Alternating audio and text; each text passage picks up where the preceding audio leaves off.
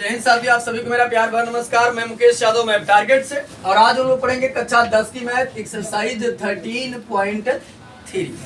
यदि बच्चे हम बात करें तो 13.3 में बहुत कुछ बेसिक जानकारी नहीं है। बस इतना ही समझे कि यहाँ मैं एक वस्तु से दूसरी वस्तु बनाऊंगा और वहां पर हमें कुछ उसकी कभी रेडियस, कभी हाइट, कभी लंबाई चौड़ाई, यही सब हमको फाइंड करना पड़ेगा। यानी अभी तक यदि हम बात करें तो 13.1 में बच्चे हमने जो है वो घनाभ, बेलन, गोला, अर्धगोला से मिश्रित यानी इन वस्तुओं से मिक्स की गई, बनाई गई जो ठोस हुआ करते थे, वहां पर हमने उनका पृष्ठीय क्षेत्रफल फाइंड आउट करना सीखा। और यदि हम 13.2 की बात करें तो यहाँ पर भी घनाभ, बेलन, गोला, अर्धगोला, इन सभी से मिली हुई आकृतियों के या मिले हुए ठोस का हमने आयतन फाइंड आउट करना सीखा। और अब यहाँ पर हम सीखेंगे कि एक ठोस से कोई दूसरा ठोस बनाया जाएगा, एक वस्तु से कोई दूसरी वस्तु बनाई जाएगी, उससे रिलेटेड क्वेश्चन यहाँ पर हम लोग पढ़ने वाले हैं। ठीक, तो देरी न करते हुए सीधे आ चलते हैं क्वेश्चन पर और पहला क्वेश्चन रीड करते हैं।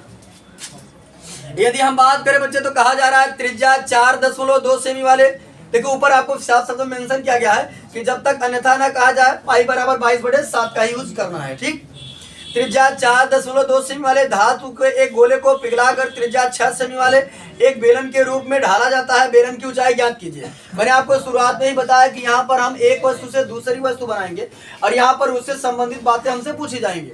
तो समझिएगा कि हमारे पास कह रहा है कि त्रिज्या 4.2 सेमी वाले धातु के एक गोले को पिघलाकर, हमारे पास एक कोई गोला था जिसकी त्रिज्या हमको दिया है 4.2 सेमी। इस गोले को क्या किया जाता है, पहले हाई टेम्परेचर पर पिघला दिया जाता है। पिघला करके एक सिलेंड्रिकल शेप होता है, जो यानी कि जो एक बेलनाकार शेप होता है, बेलनाकार जो शेप होता है उसी में उसको पिघला कर डाल दिया जाता है, जिससे वो क्या होता है कि बेलन का रूप ले लेता है। किसका? बेलन का रूप ले लेता है। तो हमें क्या करना है, यानी पिघलाकर त्रिज्या 6 सेमी वाले एक बेलन के रूप में ढाला जाता है। बेलन की ऊंचाई ज्ञात कीजिए। तो कह रहा अब ये जो बेलन बनेगा, इस बेलन की आपको क्या करना है, ऊंचाई फाइंड आउट करना है। बात सुनाई? तो चलिए जो दिया हम पहले उसको लिख लेते हैं। यदि हम बच्चे बात करें तो गोले की त्रिज्या हमारी जो है वो कितना है, 4.2 सेमी। गोले की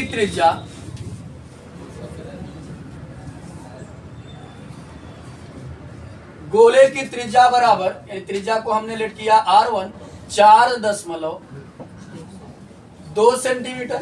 और यदि हम बात करें बेलन की त्रिज्या की बच्चे, तो बेलन की त्रिज्या कितनी है, बेलन की त्रिज्या की अगर बात करें R2 हमारा जो है वो 6 सेंटीमीटर है। ये बच्चे थोड़ा ध्यान से समझिएगा। अब क्वेश्चन में क्या कहना चाह रहा है, क्या पूछना चाह रहा है, हम उसको समझने की कोशिश करते हैं।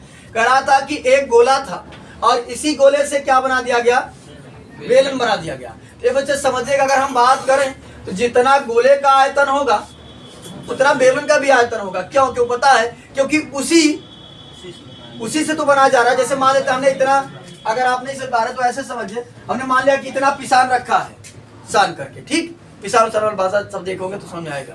पिसान हमने इतना रखा गोला फार्म में। अब इसको हमने क्या किया, उसी पिसान से बेलन बना दिया। तो पिसनवा यहाँ था, मानते यहाँ था 1 बगुआ, यहाँ हो गया आधा किलो।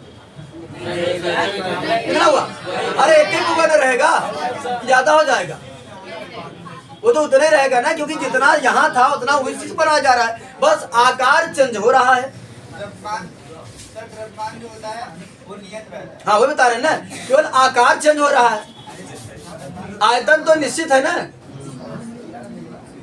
जितना आयतन इसका उतना आयतन इसका भी है, बस आकार है।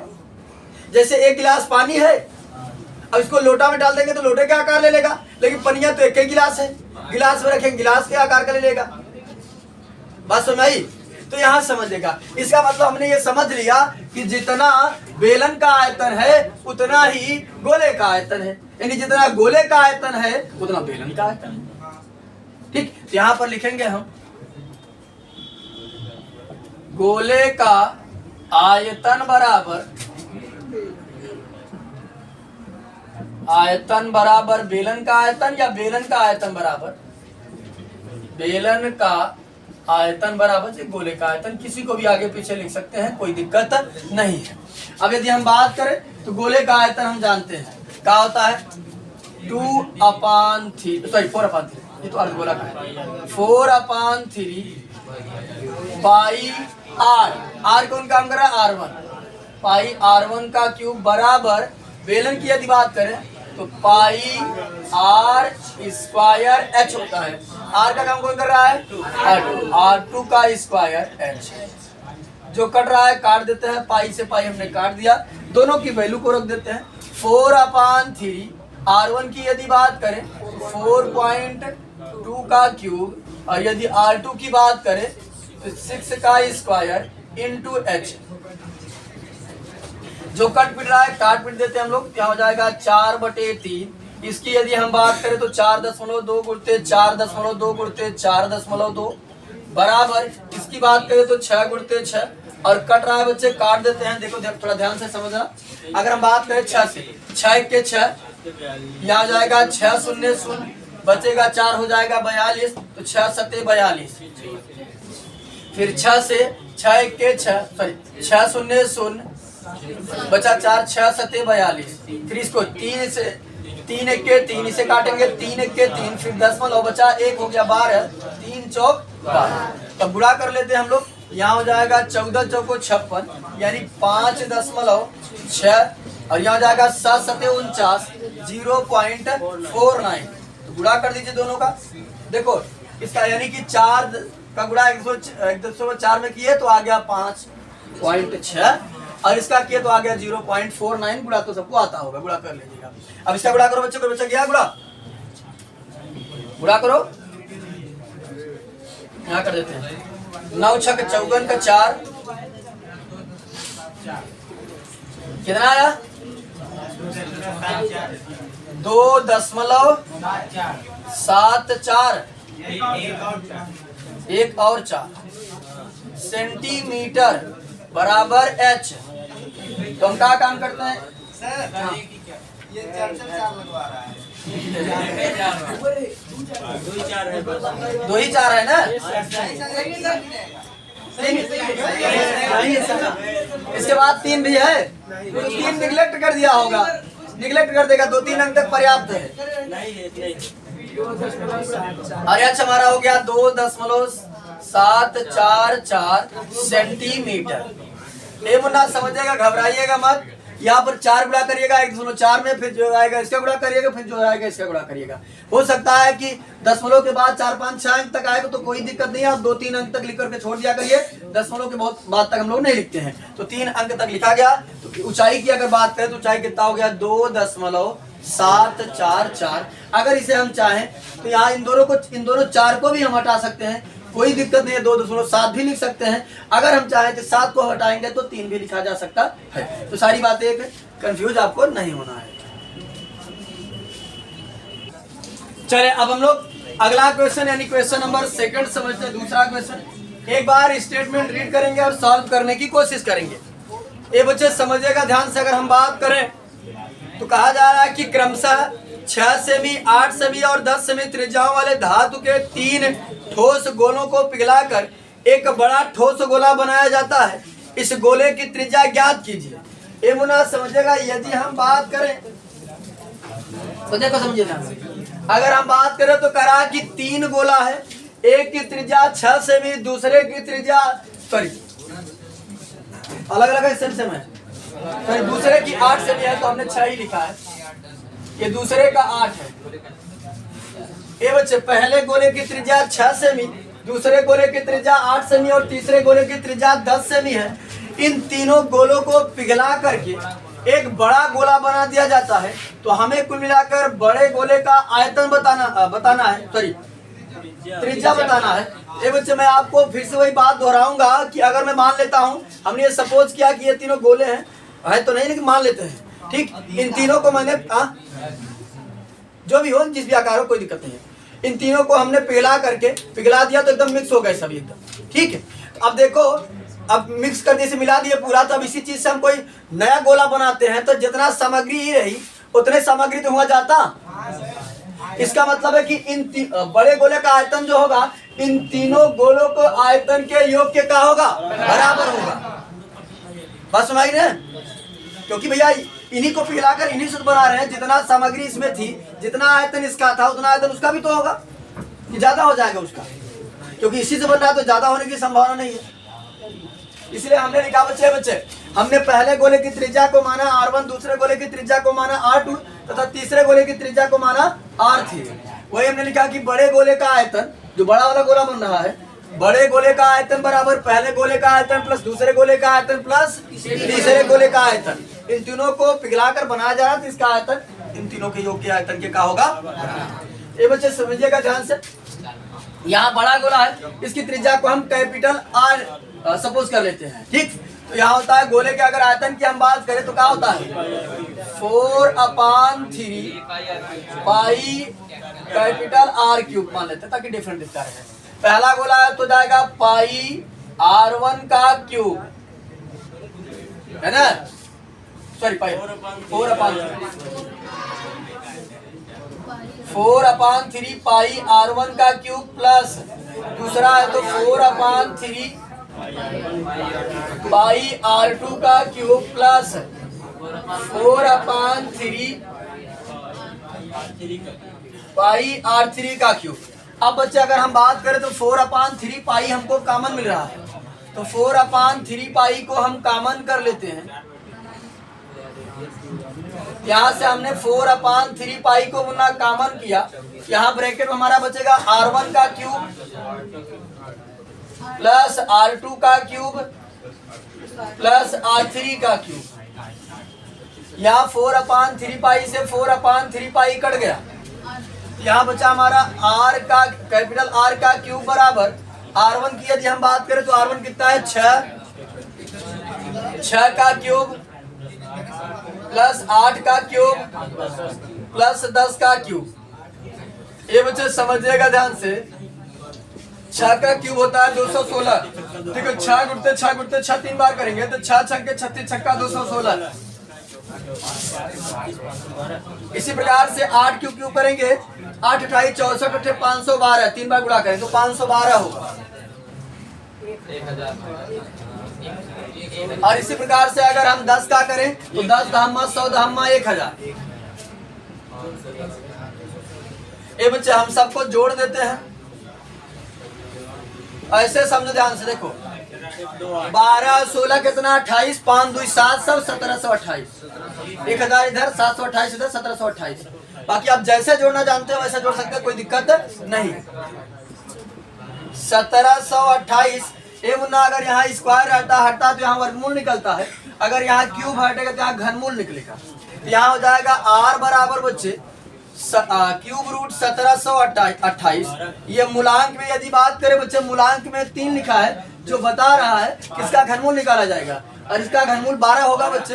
अगर जो बच्चे नहीं जानते घनमूल वो समझे ध्यान से। 1728 को हम काटेंगे कुछ इस प्रकार से, 2 से काट दिए तो हो गया 2 8 16, 2 6 12, 2 चौक 8, 2 चौक 8, 2 3 6, 2 दूना 4, 2 दूना 4, 2 1 2, 2 6 12, 2 1 2, और फिर क्या करते 2 8 16, 2 8 16 समझने जा रहा है ना। यहाँ बच्चे जिनको नहीं पता वो समझे ध्यान से, जिनको पता है हालांकि बच्चे बता रहे हैं कि 0 बार जाएगा। यहाँ समझिए हम 2 से काट रहे हैं, 2 से 2 पूरा कट गया। अब मैं काट रहा हूँ 2 से, यहाँ है 1, मैं बड़े अंक से काट रहा हूँ, यहाँ छोटा अंक है तो कई बार जाएगा 0 बार जाएगा, क्योंकि यहाँ से कुछ बचकर नहीं गया है, इसलिए कई बार जाएगा 0 बार और फिर 2 8 16। अगर आपको ऐसे कंफ्यूजन होता है तो भाग करके देख लीजिएगा, काटना मतलब भाग देना। फिर करेंगे 2 पंचे 10, 2 चौक 8, फिर 2 दूना 4, 2 सते 14। फिर अब 2 से काट दे, 2 से तो नहीं कटेगा, क्योंकि 2 की भाज्यता तो आपको पता होगा ना, जिसका अंतिम अगर इकाई का अंक 0 2 4 6 8 हो वही 2 से कटता है। इसका इकाई का अंक 0 2 4 6 8 तो है नहीं, 7 2 9। ये कहती है कि 9 की विभाज्यता है ना, ठीक। 9 की विभाज्यता कहती है यदि अंकों का योग 3 से कट रहा है तो वो संख्याएं भी 3 से कट जाएंगी। 3 9 27, 3 3 9, 3 1 3। यहाँ 2 का जोड़ा बना, यहाँ 2 का जोड़ा बना, यहाँ 3 का जोड़ा बना, ठीक। यहाँ हो गया कैपिटल R बराबर बच्चे 2 गुणते 3, कैपिटल R बराबर हो गया हमारा तुलना करके 12 सेंटीमीटर, यानी बड़े गोले की त्रिज्या कितनी हो गई 12 सेंटीमीटर। ठीक, चले अब हम लोग अगला क्वेश्चन नंबर 3 समझते हैं बच्चे। यदि तीसरे क्वेश्चन की हम बात करें तो कहा जा रहा है कि व्यास 7 मीटर वाला 20 मीटर गहरा एक कुआं खोदा जाता है। ये बच्चे एक कुआं खोदा जा रहा है, लेकिन अगर हम उस कुएं के व्यास की बात करें तो व्यास उसका 7 मीटर है, और यदि इसकी हम गहराई की बात करें तो गहराई 20 मीटर है। ठीक, 20 मीटर गहरा एक कुआं खोदा जाता है। खोदने से निकली हुई मिट्टी को समान रूप से फैलाकर, जो मिट्टी निकल रही है उसे ले जाकर कहीं फैला करके क्या कर रहा है, 22 मीटर 14 मीटर वाला एक चबूतरा बना जाता है। यानी 22 इंटू 14, यानी 22 बाई 14। 22 बाई 14 का मतलब है कि 22 लंबाई और 14 चौड़ाई। 22 बाई चौड़ाई वाला एक चबूतरा बनाया गया है। इस चबूतरे की ऊंचाई ज्ञात कीजिए। अगर हम बात करें बच्चे तो इस चबूतरे की जो लंबाई है वो 22 से चौड़ाई कितना है 14, यानी कि 22 बाई 14 का चबूतरा बनाया जा रहा है। लेकिन ये बताना कि वो चबूतरा कुछ न कुछ तो ऊंचा होगा। अब जो ऊंचा है उसके वो क्या करना है, ऊंचाई फाइंड आउट करना है। एक बार क्वेश्चन को हम अपनी भाषा में समझते हैं। एक कुआं खोदा जा रहा है, कुआं से मिट्टी निकल रही है, उस मिट्टी को ले जाकर कहीं पर रखकर एक चबूतरा बनाया जा रहा है। अगर हम बात करें कुआं जो है, कुएं का व्यास हमको दिया था बच्चे 3 मीटर, तो त्रिज्या उसकी आधा होती है, तो 3/2 हमारा क्या हो जाएगी, 7 का व्यास। अच्छा, चौथा क्वेश्चन पढ़ लिया। व्यास 7 दिया था तो त्रिज्या हमारी 7/2 हो जाएगी। और यदि हम बात करें कुएं की गहराई की, तो कुएं का गहराई जो है वो ऊंचाई का काम करेगी। व्यास कितना हो गया हमारा 20, और चबूतरे का लंबाई हमको दे रहा है 22, चौड़ाई दे रहा है 14। तो चलिए मैं एक प्रश्न करता हूं और जवाब देने की कोशिश करिएगा। आप लोग सब लोग बताइएगा हमारे प्रश्न का जवाब। में एक प्रश्न करते हैं, ठीक, अब प्रश्न का जवाब दीजिएगा। आप इस क्वेश्चन को पढ़ करके ये हमको बताएं कि ये चबूतरा किस आकार का है। घनाभ के आकार का। अच्छा ये बताओ, आपको इस बात का आइडिया कैसे लगा कि ये घनाभ के आकार का होगा? क्या समझे, क्योंकि लंबाई चौड़ाई देकर ऊंचाई पूछ रहा है, तो हम जानते हैं ये 3 विमा जो होती है वो किसमें होती है, घनाभ में होती है। बताए, हाँ घर में भी तो होती है। घन में, अगर घन में हमने बताया था विमा तो होती है, लेकिन उसको सेम होती है, इसलिए हम उसको ए से डिनोट करते हैं। उसमें एल बी हम लोग यूज नहीं करते हैं, उसमें केवल हम ए यूज करते हैं ना, इसलिए तो। लेकिन सर एक सीधा सीधा बोल दिया, अलग अलग मान लिया है। अलग अलग मान लिया है, इससे तो कैसे कहा है? अरे वो ऐसे भी बोल रहा है ना, ऐसे बोल रहा है 22 बाई 14।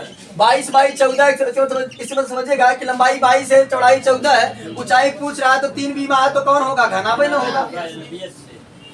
अगर घन होता तो एक भुजा की बात करता, बराबर होती। बेलन होता तो त्रिज्या और ऊंचाई की बात करता। शंकु होता तब पर भी गोला होता तो त्रिज्या की बात करता।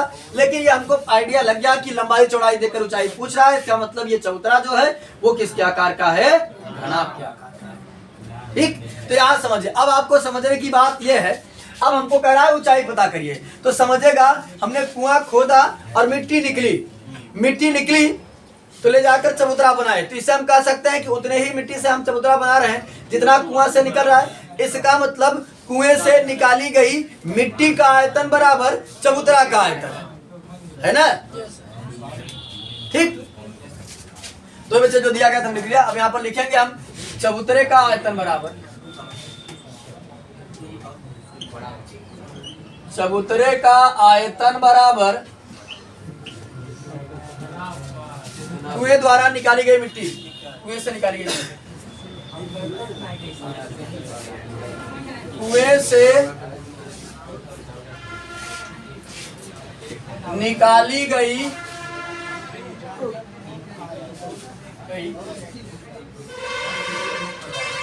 मिट्टी का